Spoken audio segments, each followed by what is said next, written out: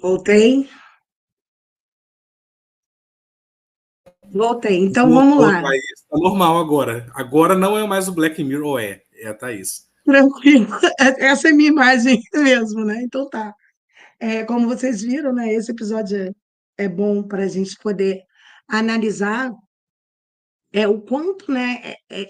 Esse uso de avatar, esse interagir com outros a partir de avatar no mundo virtual pode impactar a relação social e a percepção de identidade. Por ali, por exemplo, a gente tem dois amigos. Para quem não viu o episódio, vou spoilear, gente. Vou spoilear a partezinha. Inteiro não, porque isso aí também é uma cena logo do começo.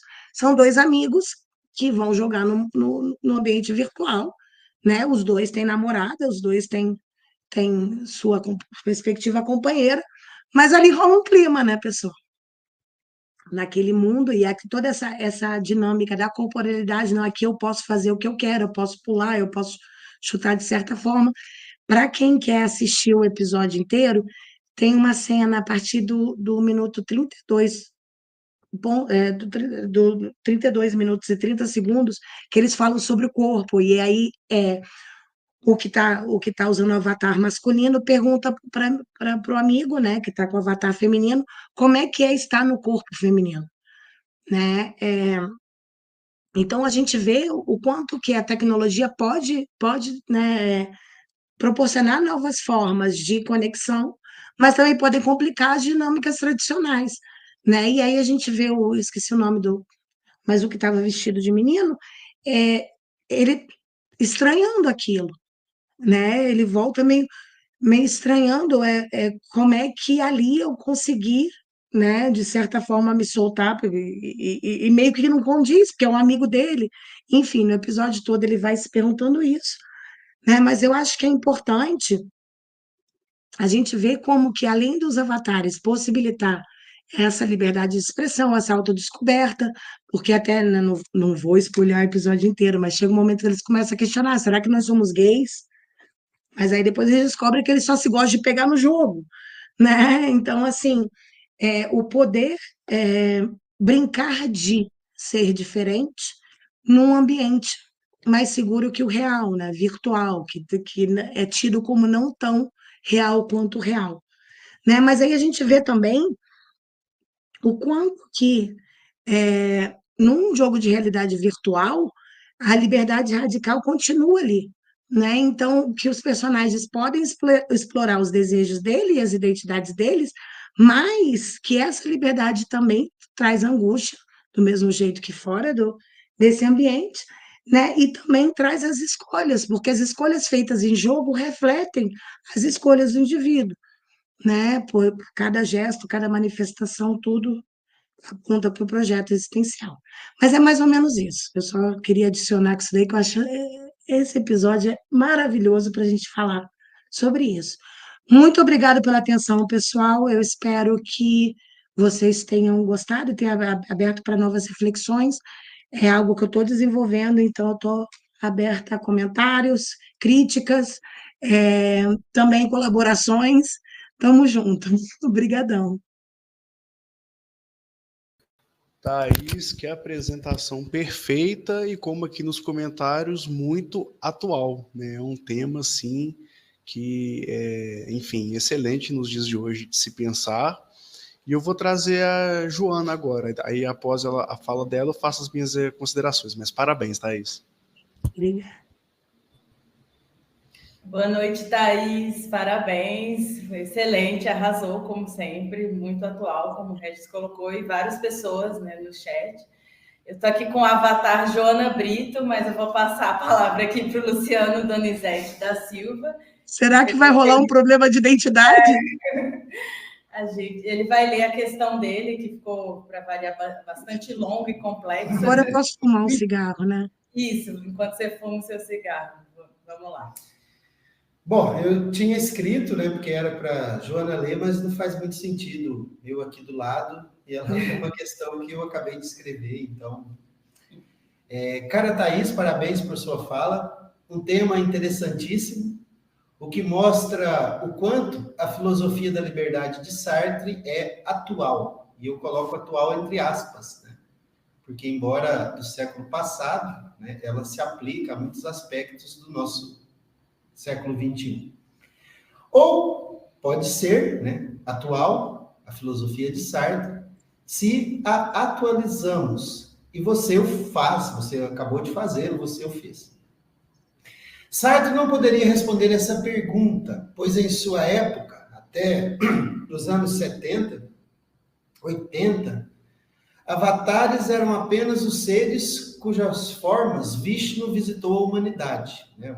Um aspecto religioso indiano que existia, mas que não tinha absolutamente nada a ver com isso que você nos apresenta e que é, né, uma realidade em alguma coisa e em parte, né, não há como você ir para uma ilha, viver num computador, pelo menos por enquanto. Mas mesmo nessas ficções, né, as questões se colocam. Então, eu pergunto, considerando a doutrina da filosofia de Sartre, qual seria o status desse avatar contemporâneo, esse que você apresentou? Ele seria alguma espécie de análogo, como a gente viu, porém, análogo de mim mesmo, que crio, mantenho e sustento em algum mundo virtual, também livremente inventado, né? Mantenho a mim mesmo. Né? Pois se posso ser autor de minha vida, isso nós estamos falando do Sartre dos anos 60, dos anos 40, falando da existência, do existencialista. Então, se posso ser autor de minha vida real, né? Minha vida existencial, minha vida não virtual, em relação ao meu avatar, eu não seria uma espécie de Deus? Um Deus que cria miragens, que são destrutíveis com um desligar de conexão, né? Uma falta de energia, enfim. Essa é a questão. Parabéns pela sua apresentação e obrigado por ter comparecido. Obrigada, Luciano. Eu gosto do Luciano, que o Luciano me estimula a pensar. Você sabe que depois eu vou sentar e vou desenvolver isso tudo, né? Mas vamos lá. Sim e não. Porque eu acho que expressa esse desejo de ser em si para si, né? Por isso que eu uso, embora eu seja meio contra a palavra identidade, eu uso identidade no texto, mas como essa, né, esse desdobramento ôntico do nosso ser ontológico, né? Mas como esse ego mesmo, da transcendência do ego, né? Esse ego como objeto psíquico. Eu acho que ele mostra a vontade de ser Deus, né? Porque eu me crio como eu quiser, mais do que, né, o só fazer as minhas escolhas, mas eu posso mudar o meu corpo, cor de cabelo, e, gente, tem uns avatares muito bizarros nesse mundo, né? Tem gente que realmente se interage como se fossem bonecos tipo animais e etc. Então, assim, mas do mesmo jeito, eu não tenho controle sobre isso, né? Então, a intersubjetividade aí me lembra que eu sou mortal, me lembra que eu sou para si, né? Me lembra que, embora eu esteja ali cristalizando, né, a minha consciência num objeto virtual, como um ego virtual, que ele não engloba tudo que eu sou, né? Levando assim, por exemplo, que a gente vê muito na clínica, né? Mas não, que todo mundo me acha tão calmo, mas eu sou muito irritada. E esse fechar num objeto, né? O quanto eu transpareço para o outro, mas o quanto eu me sinto internamente. Então, eu acho que seria uma tentativa, sim, né? Talvez um passo grande para a gente tentar ser Deus, mas que a gente ainda fracassa, porque a gente ainda perde esse controle, né? A gente ainda não consegue transitar entre a subjetividade e a objetividade, né? Mais ou menos, eu arriscaria aí, Luciano. Pode ser que daqui a um mês eu tenha outra resposta para você, mas por enquanto é essa. Obrigado. Tá. Vamos seguir. Regis, pode retomar, então. A gente vai acompanhando por aqui, pelo YouTube. Obrigado, Joana. Nossa, muita Obrigado, pergunta, né? Luciano. Excelente pergunta do Luciano. Antes de eu passar para o Bruno, que ele vai chamar o chat aqui, vai fazer as perguntas, eu até aproveito para falar todo o chat. Formulem as perguntas, quem quiser fazer ainda há tempo. Então, assim, um tema muito interessante mesmo. De novo, parabéns, Thaís. Eu tenho uma pergunta também, né? Eu não sei se é tão profunda quanto a do Luciano, mas teve partes da sua apresentação que eu anotei que eu achei muito interessante, né? Uma delas, essa definição dessa imagem, né? A imagem é uma forma de ausência presente. Essa frase me pegou bastante, né? Quando você falou que o Avatar ele recria essa dinâmica do olhar do outro. E outras partes que eu peguei também, que acabei pegando aqui, as palavras projeção, né? E me leva também à transferência, né? Eu sei que não é o tema foco central aqui do colóquio, mas Hoje, todo mundo me fala de psicanálise hoje. todo E os mundo pode. psicanalistas diriam isso. Quando todos os pacientes vêm falando do mesmo tema, você tem que olhar para você.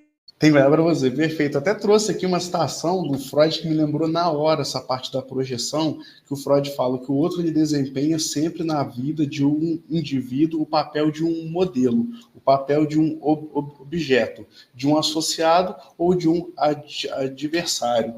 Então, enfim, eu fiz essas anotações porque eu gostaria de saber, aí vai vir a minha pergunta, do impacto, né, dessa subjetificação dos avatares nos adolescentes, porque a gente sabe, né, que a filosofia sartreana ela é pautada ali na liberdade, e a liberdade traz contigo a responsabilidade, e a responsabilidade traz contigo, como ele fala, angústia, né? Então, seria essa forma dessa criação, essa projeção dos avatares, esses desejos reprimidos, talvez, esses desejos escondidos, igual você colocou o episódio do Black Mirror. Eu adoro esse episódio, o contexto dele, né? E se apresenta entre dois homens, né, que são heterossexuais, têm a família, só que quando eles jogam, eles assumem outra forma. E além só do jogo, acaba indo para um outro lado, um lado de sentimento, um lado de emoção. Então, a minha pergunta é sobre o impacto nos adolescentes e essa objetificação, essa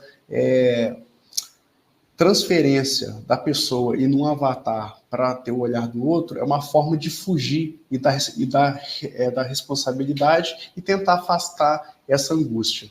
Essa é a minha pergunta. Obrigado, Thaís. Obrigada pela pergunta, Regis. Isso me lembra uma discussão que a gente tem entre os clínicos sartreanos, se a gente pode se chamar assim, né, os psicólogos clínicos que estão em diálogo com Sartre, que é a ideia de será que eu tenho que tirar o indivíduo da má-fé na clínica? Né? Eu acho que aqui seria a mesma coisa. Né? E aqui eu estou colocando entre aspas, saudável, o poder transitar entre. Né? Já que existe esse mundo, também não é evitar, então eu nunca vou entrar, nunca vou brincar de realidade virtual, né? E, gente, pelo amor de Deus, eu sou da época do Mirk e do ICQ. Eu tenho amigos de 30, 40 anos já, que eu não conheço pessoalmente, eles são super vivos para mim, né? Mas o poder transitar. Por que eu digo isso, Regis? Porque a gente vê, por exemplo, um dos fenômenos que eu gosto de estudar, mas para prazer próprio, são os hikikomoris, no Japão. Hikikomori, que é um pessoal que, por diversas coisas, eu não vou entrar nisso agora, eles decidem se retirar da vida social, mas eles continuam interagindo por avatar. Né? E se trancam em quartos, é um problema enorme no Japão, né? Tanto de suicídio dos hikikomoris, como de desconectar da existência real. Né? Porque assim chega ao ponto da família deixar comida na porta do quarto, eles pegam a comida e se fecham no quarto, né? Porque aí sim eu acho que seria um problema, que assim, aí sim é usar só como máscara, aí sim é tentar, não, porque eu sou muito tímido, mas você está aplacando uma ansiedade e uma angústia, né, que faz parte de uma interação, né, com essas máscaras digitais. Né? Então, eu diria assim, o problema é quando é muito. Tudo em excesso é ruim. Né? Vamos falar lá, foto dos hikikomoris, e é assim que eles vivem. Existem documentários no YouTube, eu super recomendo, da NHK, que é a maior, a Globo do Japão, que é muito bom, os documentários são muito bons. Então, eu acho que aí tá, é a gente poder usar essas ferramentas como maneiras de expressão, né, como maneiras de projetar nesse mundo e habitar esse mundo virtual, mas não deixar cair nesse lugar sempre da má fé. Né? Tem dia, cara, que eu não quero interagir com ninguém e nem quero abrir a câmera. Infelizmente, o meu trabalho não me possibilita isso, eu interajo com as pessoas ali, né? Mas, assim, a gente poder transitar mesmo, porque senão acaba que a gente acaba substituindo um mundo que não é substituível, o mundo real não é substituível, né? Ele só é prolongado, de certa forma, amplificado com essas novas possibilidades digitais. Né? Então, acho que é aí que está o desafio do psicólogo com o adolescente. Eu atendo poucos adolescentes, mas, assim, eu já ouvi coisas de terminei com meu namorado por chat GPT, né? O que é muito assustador. Porque quer dizer que você não consegue sustentar a angústia de terminar um relacionamento e prefere nem escrever a mensagem, né? Mandar a máquina que faça. Né? Isso daí é uma maneira de você realmente, né? Para mim já é um absurdo pensar, nossa, alguém pode terminar um relacionamento sem ser cara a cara. Mas tem adolescente hoje em dia que não sustentaria isso, né? Não estão acostumados. Eu acho que é aí que a gente tem que entrar, sabe, Regis, em poder fazer com que a pessoa não deixe de viver essa nova possibilidade, mas também não aposte tudo nessa nova possibilidade, né? Eu arriscaria por aí. Perfeito, Thaís. Esse esclarecimento não poderia ter sido melhor. Eu vou chamar o Bruno agora, Thaís. Eu vou te incomodar mais um pouquinho, porque a gente vai chamar agora as perguntas. O chat ele ficou bem envolvido com o tema. O Bruno ele vai pôr as perguntas aqui e eu vou ler para todos, tá bom? Perfeito. Primeira pergunta, certo. O Igor Freitas Martins ele pergunta: o uso de fakes e navegações anônimas parece evitar a coisificação do olhar do outro ou não? Eu estava na navegação. Espero que tenha mais uma parte. O fake seria também a má-fé nesse sentido? Eu acho que a gente podia ler por aí sim, Igor, nesse sentido que eu estava conversando com o Regis, que às vezes é muito mais fácil a gente falar coisas não dando a cara, né, usando uma máscara. A gente tem visto muito isso, não é à toa que o Twitter foi proibido, Twitter não, desculpa, o X, é muito estranho chamar o Twitter de X, mas que o X foi proibido no Brasil porque as pessoas achavam que podiam falar o que quisesse ali, né? E virou campo de batalha. Mas é lógico, se eu estou me escudando atrás de um avatar, atrás de um fake, né? E hoje eu estava vendo um documentário, eu fico vendo essas coisas, gente, é para aplacar a minha ansiedade, eu fico vendo essas coisas. Um documentário de um catfish, né? De uma menina que se fez, ela se inventou 3 meninos e ela namorava com as 3 amigas dela. E o mais incrível desse documentário é que ela partiu para o mundo real.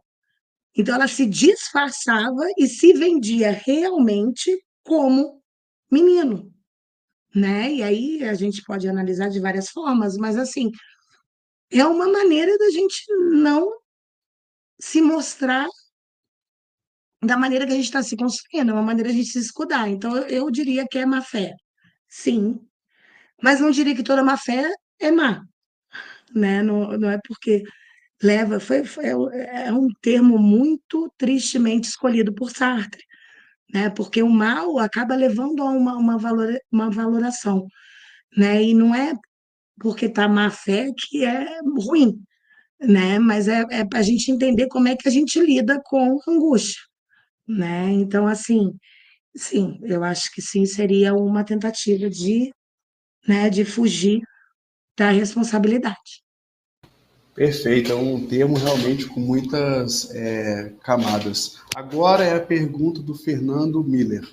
Thaís, achas possível associar a ideia de avatar a perfis em redes sociais, considerando os filtros e os recortes que não expressam as pessoas por trás delas em sua integridade? Sim, sim, sim. E é o que a gente mais vê hoje em dia. Ai, olha eu, parece que eu não fiz nada o dia inteiro, né? Mas, gente, hoje eu também vi um vídeo de fofoca no YouTube sobre um cara que está sendo denunciado no Brasil desses influencers fakes, né? Mas, assim, além né, do influencer fake, é o adolescente que se sente inseguro e tá com um monte de filtro, né? E mostra só o lado bem. Gente, isso daí tem causado depressão em muita gente, né? A gente se pautar pelas imagens que o outro põe na rede, porque ainda tem isso, existe uma curadoria da pessoa no que pôr no perfil, né? Outro dia eu estava conversando com uma amiga minha, ela não, Deus me livre os pacientes me ver com uma cerveja na mão, eu, pelo amor de Deus.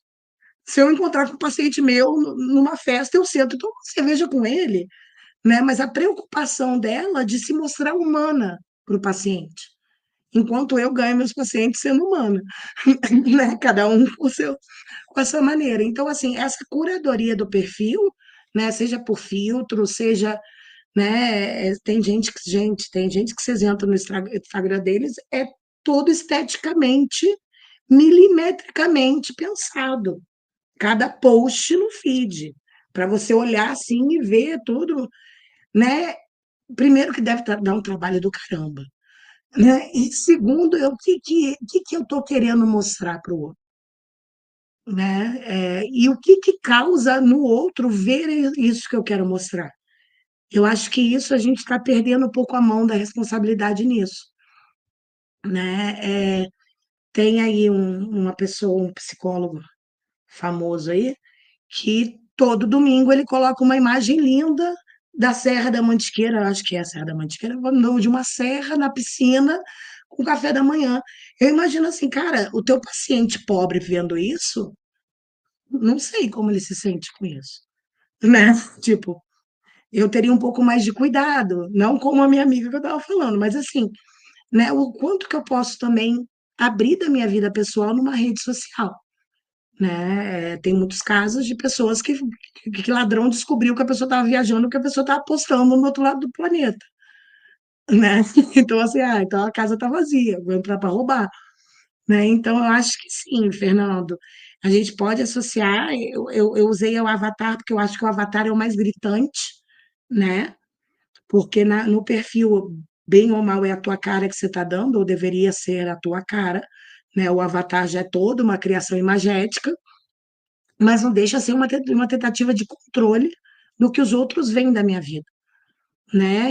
De novo, se a gente pegar o ser para outro em Sartre, esse controle não existe, né? O outro detém sobre mim um segredo que eu não posso avançar, né? Ele vai me ver da forma que ele quiser, ele vai me aprender da forma que ele quiser, por mais que eu tente milimetricamente colocar florzinhas em todo o meu perfil, né? E acho que é aí que começam certos conflitos. Perfeito. Próxima pergunta. Agora é do Luiz Paulo Oliveira. Deste modo, podemos dizer que a criação de contas em redes sociais e em jogos seria como uma tentativa do ser de expressar sua liberdade por completo ou seria mais uma tentativa de fuga do outro? E volta no que eu tinha comentado com o Regis, Luiz Paulo. Obrigada pela tua pergunta, né? Obrigado, Fernando, também, não sei se eu agradecer dele. Que depende do uso. Tudo que é demais é ruim. Eu aprendi isso da minha mãe, né? Minha digníssima mãe, que deveria estar me assistindo, mas não sei se está. Eu acho que há usos e usos, né? Há usos conscientes e há usos que são, sim, para mascarar, né? E aí a gente se pega, até mesmo quem não está querendo mascarar muito a rede, às vezes fazendo uma pose, aí exclui a foto, não gostei porque saiu a ruga tal, né? Não gostei porque o ângulo não estava bom. A gente se pega caindo nisso. Eu acho que a coisa é a gente poder observar o quanto que a gente deposita de cada lado, né? Que é bom, gente, que bom que a má-fé existe, sinceramente. Né? Que ótimo, porque senão ia estar todo mundo que nem roquetão no mundo. Isso pode ser um pouco perigoso, né? Questionando tudo, e estranhamento e náusea o tempo todo. Né? Que bom que a má-fé existe. Mas eu também não posso me fechar só na má-fé, né? Assim como às vezes é um alívio, sim, eu tentar aplacar um pouquinho a minha angústia e ficar tranquila uma tarde, né? Então, assim, eu acho que pode ser os dois, Luiz Paulo. Tanto uma tentativa de se expressar como liberdade, como uma fuga do outro, depende do uso, né?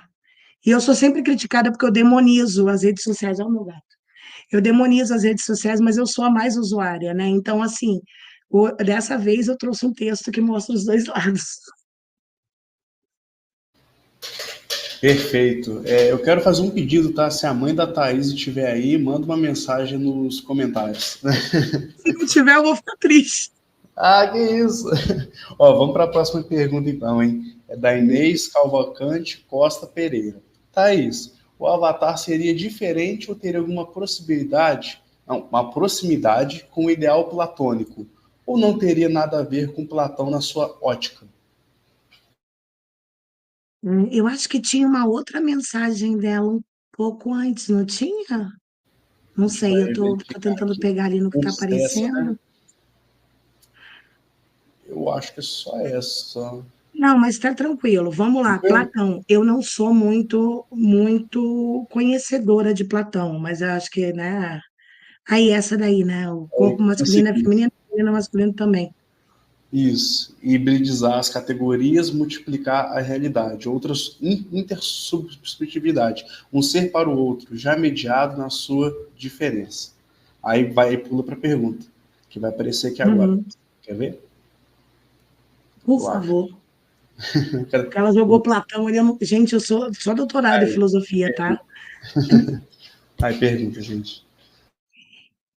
Cara, vamos lá, lembrar o que que eu aprendi de Platão nos meus primórdios da filosofia, né? Eu acho que tem a ver com um ideal projetado, né? O mundo das ideias, e que, na verdade, a realidade nunca se compara com esse ideal projetado, né? Agora, desenrolar mais em Platão, eu vou ficar te devendo, porque só o doutorado em filosofia, né?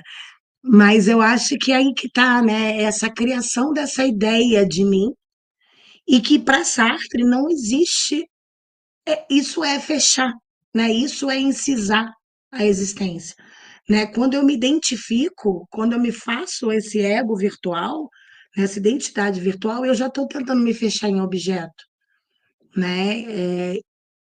E que é normal, a gente faz isso o tempo todo também, né? A gente faz o tempo todo a gente fala, mas eu não sou assim, eu não sou assado, de acordo com a maneira que a gente se desdobra no mundo. Eu acho que o maior problema é a gente pensar que ao momento de fazer isso, eu me fecho numa identidade, eu sou aquilo e não sou outra coisa. Ontem a gente estava no grupo de estudos falando do Divertidamente, que chama em português, né? Muito estranho.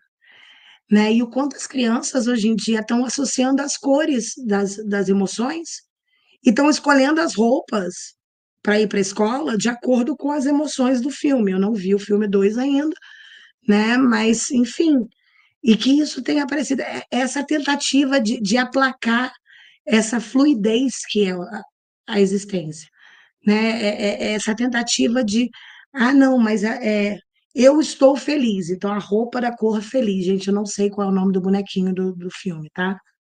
Que tá feliz, então eu vou colocar. E eu ainda eu tô querendo me fechar numa identidade, né? O que não é, a primeiro momento, ruim, mas eu não posso só ficar naquilo, né? Então, assim, hoje eu estava, foi no, na fala do Guray. Eu adoro o Guray porque ele fala da imaginação, e fazia tempo que eu não estudava imaginação, eu estudei para, reestudei para essa conferência, né? E ele falando que o real nunca chega no ideal, né? Ele nunca chega, e isso aparece muito no Ser o Nada, quando Sartre fala, não, mas é um fracasso, né? Porque eu nunca consigo, eu projeto uma coisa, quando eu alcanço ela, ela nunca é igual ao que eu projetava, né? E que isso em si é uma perda, né? Então acho que seria muito difícil a gente igualar também o que é o ideal ao real, né? Então por aí que eu arriscaria a resposta, Inês. Mas eu estou precisando estudar mais filosofia das antigas. O seu avatar do Miguel, ele está no stream com esse nome. Ai, ótimo, Miguel. Vamos refletir sobre essa problemática, porque a gente ainda tem também o quanto que isso pode ser mais complexificado nos sujeitos que vivem mais uma vida imaginária. Né? Eu estou falando isso porque o Miguel trabalha com pacientes, né? Pacientes de saúde mental severa. Então, assim, eles já vivem no âmbito do imaginário mais tempo do que muitos de nós, né? E o quanto que isso pode ser mais conturbado para eles, né? Essa fronteira virtual aí. Mas adorei o Miguel entrar com o Avatar. Adorei. Próxima pergunta é do Light Cian ID. Será que a maior parte do sucesso do Avatar seria um afastamento da finitude? Assim, perder parte da experiência corpórea seria um preço que a pessoa estaria disposta a pagar para afastar a finitude? Light, cian, verde, azul claro, né? Vamos lá. Sim, e se a gente pegar aí, falando de Black Mirror, a gente tem um outro episódio que eu amo de paixão e que me assusta de horrores, que é o Volta em Seguida, é o primeiro da segunda temporada, do boneco, que a mulher perde o marido, Ah, sim, e aí é aí oferecido ele uma volta com o tecnologia. boneco. Sim, primeiro são interações online, o que já existe na Alexa, tá, galera? A Alexa já, hoje em dia já tem, pelo menos eu estava lendo tempo atrás que eles iam fazer, eu imagino que eles já tenham feito, de emular voz de morto. Aí a gente tem que trazer o Thiago está dando aula agora, não está assistindo minha conferência, mas ele depois vai assistir e vai ouvir que eu estou falando dele. O Thiago que fala de luto, né? E essa presença imaginária da pessoa que já não está, né? Essa ideia de uma certa de vencer a finitude através disso, né? Alimentar a rede cada vez mais com vozes, vídeos e tal, num futuro pode chegar no ponto do que chegou no Black Mirror, né? De criar um boneco que emule os comportamentos e a voz daquela pessoa. Mas acho que sim, isso tudo se resume ao que eu falei para o Luciano, né? Que a gente estava falando, do desejo de ser Deus, né? De aplacar a morte. Se eu já não posso morrer fisicamente, eu vou para a nuvem, né? Eu continuo vivo. A gente tem isso também em outro episódio do Black Mirror. Gente, hoje vai todo mundo sair daqui hoje, depois da conferência do Miguel, e vai ver os Black Mirror tudo. Tem um que chama San Junipero, que eu adoro de paixão, que eu também não posso falar muito, porque senão eu vou espolhar horrores, né? Mas é a ideia de imortalizar a, o sujeito através dessas redes. A gente tem também uma série chamada Upload, acho que está na Apple TV, que é muito boa, Apple TV ou na Amazon. E outra que é maravilhosa, que é o Westworld, né? Porque se eu chegar no ponto de desenvolver um bot, um robô, o que seja, um ciborgue, aonde eu possa fazer o download da minha consciência, que eu acho impossível chegar nesse ponto, tá, galera? Porque a gente nem sabe como é que a consciência funciona, a gente tem nossas apostas, eu aposto na fenomenologia, né? Mas, enfim, os filósofos da mente pensam outra coisa da consciência. Mas eu poder fazer o download da minha mente, fazer o upload nesse boneco, né? Se eu continuaria vivendo, né? E aí tem muito questionamento existencial nisso. É tipo o barco de Teseu.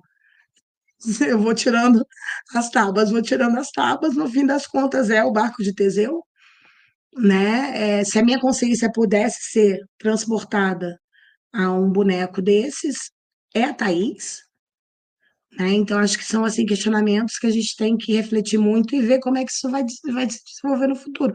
Mas não deixa de ser uma forma de eu tentar, sim. E aí tem umas coisas muito doidas, tem uns fenômenos muito doidos. Tem uma galera que escreve mensagem, tem um amigo meu que morreu há muito tempo. Há um bom tempo, ele morreu com menos de 30. E até hoje, no aniversário dele, todo ano, geral da sala, geral da turma do colégio, escreve mensagem para ele. Como se isso fosse aplacar o sofrimento de ter perdido ele tão cedo. Né? Ou não é possível que eles acham que o menino vai conseguir ler, né, essas mensagens. Ou será que eles estão preocupados de mostrar para o outro que eles ainda lembram do amigo? né? O Facebook tem uma função que quando a pessoa morre, você transformar o perfil dela em memorial, né? Tipo um túmulo, gente. É bizarro pensar isso. E aí eu vou escrever uma coisa com o Thiago sobre isso ainda um dia, né? Mas sim, eu acho que a gente vive tentando aplacar a finitude, né? É uma grande Temos mais perguntas. Certo, da Gabriela Barbosa. Thaís, o avatar também não seria uma forma de fugir do que somos e um meio de projetar a imagem, a percepção que o outro espera de mim? Sim, Gabi, sim, é o que a gente tem falado, né? Pode ser, não necessariamente sempre é. Não necessariamente sempre é, né? Mas pode ser, sim, uma maneira de eu poder me resguardar, né? De eu poder agir como o Igor falou, por exemplo, nos fakes, né? Eu poder agir de forma que eu não agiria com a minha própria cara, né?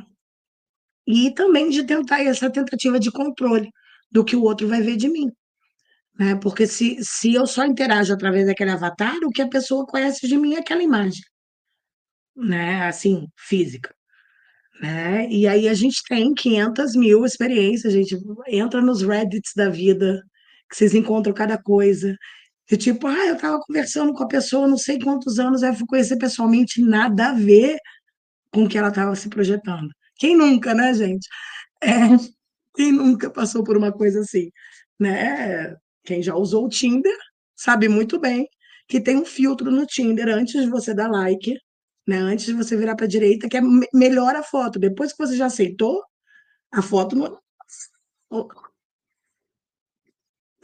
Fica a dica, viu, galera? Imagina no real, né? Imagina no real, porque aquela foto vai para ali com todos os tratamentos possíveis e imagináveis, né?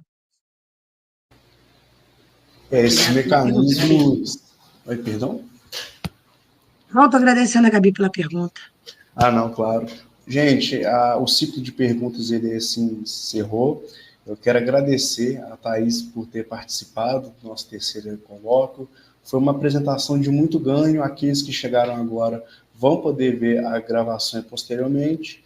E todos aqueles que estão aqui eu vou chamar para a próxima conferência. Mas, Thaís, obrigado pela participação. Com certeza chamaremos você mais e mais vezes. Nossa, eu feliz, alegre e contente de participar. Muito obrigada. E depois eu vou anotar todos esses comentários que eu adorei. Obrigada, pessoal. Obrigado, Thaís. Agora,